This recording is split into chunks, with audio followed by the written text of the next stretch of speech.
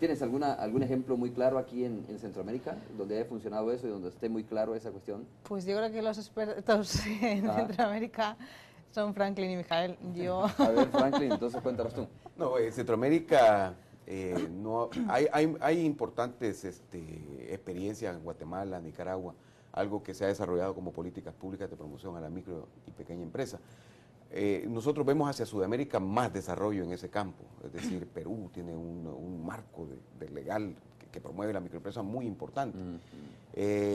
Pero creemos que estamos en el momento oportuno de armar nosotros mismos, ¿verdad?, el esquema que debe promover a este sector, ¿verdad? Es un momento en el que los actores debemos de ser eso, actores importantes de la creación de lo que debe ser el nuevo rol del Estado, de lo que debe ser el nuevo rol de las políticas públicas que promuevan a este sector, ¿verdad? Bueno, un amigo televidente nos escribe, José Ricardo Benavides, dice, las microempresas pueden ser una buena estrategia para aportar al desarrollo de la economía y esto por muchas razones, entre ellas sus menores costos operativos, dice Mijael.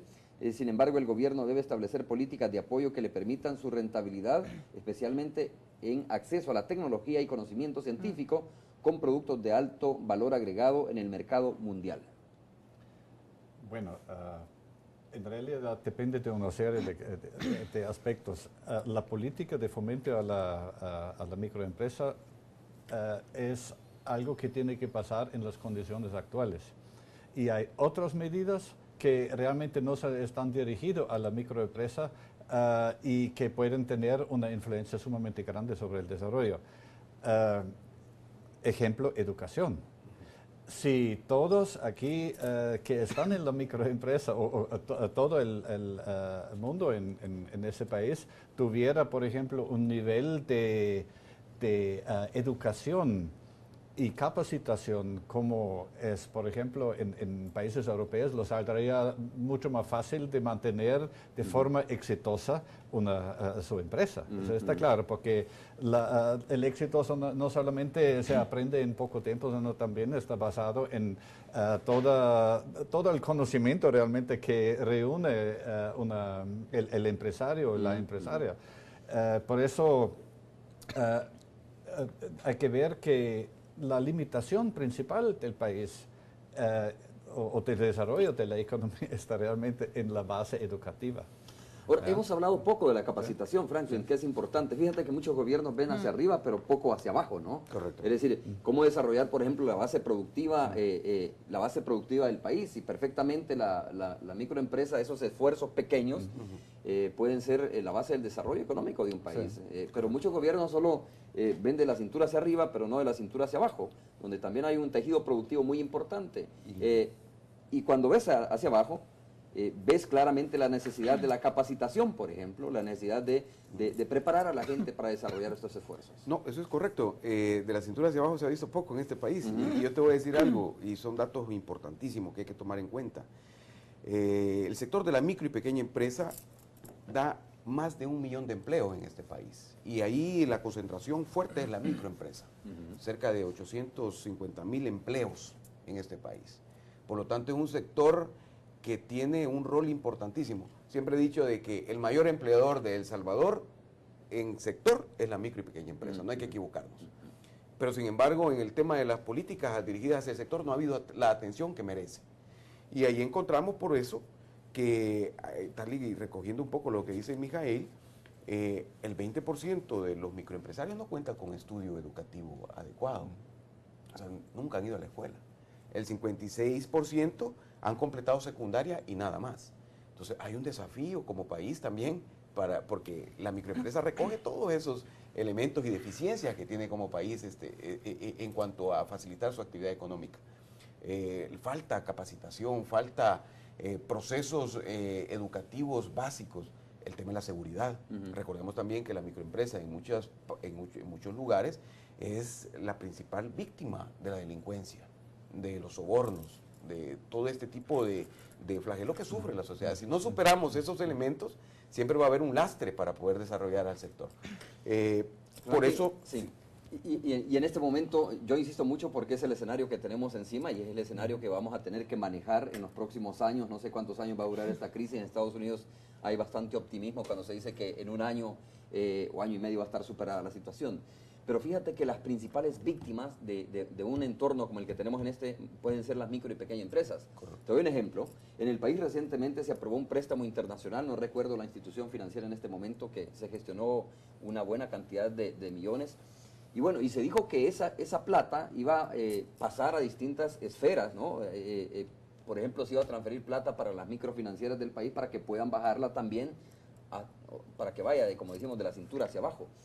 Existe el riesgo de que plata que está llamada a fomentar estos esfuerzos, a apoyar estos esfuerzos individuales o estos esfuerzos colectivos de las microempresas, nunca llegue hacia ahí, sino que más bien se quede en las esferas altas, porque se tiene la percepción de que si la empresa es más grande, por lo tanto puede generar más empleo y son los llamados a salvar la situación económica de un país, cuando lo que estamos diciendo es al revés, que la base productiva de un país puede desarrollarse perfectamente desde las microempresas. Tú estás hablando y has dado una cifra impresionante sobre la cantidad de empleos que generan las microempresas aquí en el país. Eso es importante tenerlo claro, ¿no? Pero pregunto, esa plata que hoy está escasa a nivel mundial, ¿llega hasta esas instituciones micro? Bueno, la crisis ha impactado precisamente en el fenómeno de la oferta de recursos financieros. Para eso hay que entender todo lo que es el sector de la oferta de microcréditos, ¿verdad?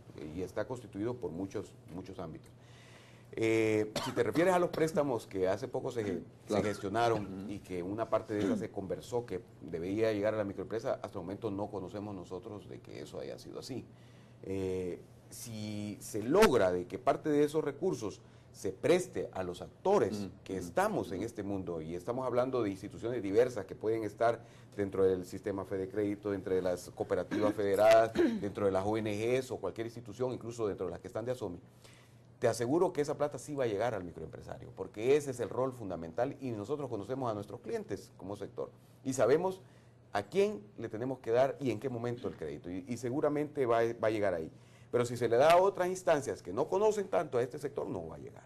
¿Verdad? Es un tema de conocimiento. Ya eso, el nivel, diríamos, de conocimiento de quién atiende a quién aquí ya es claramente conocido, ya es un poco de voluntad de la cuestión. Sonia, ¿y esta línea se mantiene, esta línea de financiamiento de las microempresas, se mantiene de parte de los organismos internacionales o han cerrado esa válvula para priorizar, por ejemplo, los préstamos a grandes empresas? No, nosotros o a los gobiernos. Desde el Fondo Multilateral de Inversiones, que trabajamos con pequeñas y microempresas, hemos dotado un fondo de, creo que está alrededor de unos 20 millones de dólares en esta época, que es el fondo de liquidez para emergencias. Entonces, la apuesta sigue ahí, evidentemente no se puede olvidar y se tiene que seguir trabajando en este área.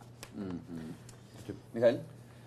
Bueno, no soy un experto para la situación financiera, pero creo que la demanda va a subir porque yo puedo imaginarme muy bien, porque muchas personas que perdieron y van a perder su trabajo van a tener que buscarse cómo sobrevivir y eso significa que la cantidad de las microempresas va a subir. Va a haber más demanda, obviamente. Y va a haber más demanda también para financiamiento. Y ahí es la pregunta, si para eso tenemos suficientes instrumentos. Desconozco esa situación específica ahora, eso es algo para los colegas aquí, pero ciertamente eso va a aumentar la demanda y la necesidad y la importancia. A ver, antes de ir a la pausa. Sí, mira, es importante esos datos. Te voy a decir, la oferta de microcrédito en el país especializado para atender al sector de la microempresa ronda, según datos a junio del 2008, cerca de 854 millones de dólares. Esa es, diríamos, la cartera consolidada de todos los principales actores. Se hizo un ejercicio, ASOMI hizo un ejercicio en febrero aproximadamente. Esa es la oferta, perdona, pero la demanda. A eso voy ahorita. Se hizo un ejercicio para estimar cuál era la demanda en tiempos normales, ¿no? Y en tiempos normales la demanda de crédito se estimaba en 429 millones de dólares. Eso es lo que iba a demandar a lo largo del siguiente año en la microempresa. Esa demanda habrá crecido, me imagino, ¿no? Por lo que dice. Definitivamente. Obviamente cuando la gente se queda sin empleo, dice, bueno, es difícil conseguir un empleo formal, entonces lo que hacemos es tratar de unirnos 3, 4 y tratar de fomentar o crear una microempresa. De hecho que la microempresa es una respuesta a las crisis, normalmente, ¿no? Y ante una crisis como la que se avecina, es muy probable que mucha de la gente no tenga forma de encontrar un empleo adecuado y se dedique por su propia cuenta a hacer alguna actividad productiva. Bueno, la última pausa comercial, regresamos para ir al enlace con, quiero decirle a Mijael y a Sonia que hacemos un enlace con uno de los principales periódicos del país, ¿no? Que es La Prensa Gráfica. Ahí hay un periodista en la sala de redacción y también pregunta a nuestros invitados. Volvemos a breve.